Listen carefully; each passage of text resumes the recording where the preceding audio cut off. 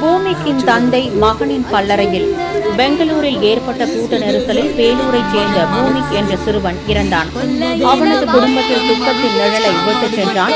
மகனின் கல்லறையில் தந்தை லக்ஷ்மணன், எனக்கு என் மகன் வேண்டும், அவர் கீழே விழுந்து கல்லறையை கட்டிப்பிடித்து கண்ணீர் வடிக்கும் காட்சி மனதை உடைக்கிறது.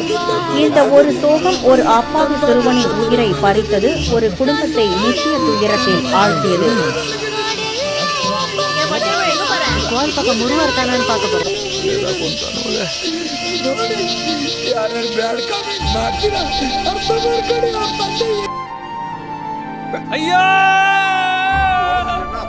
என்ன செய்வா எல்லாம் பதறும்ல.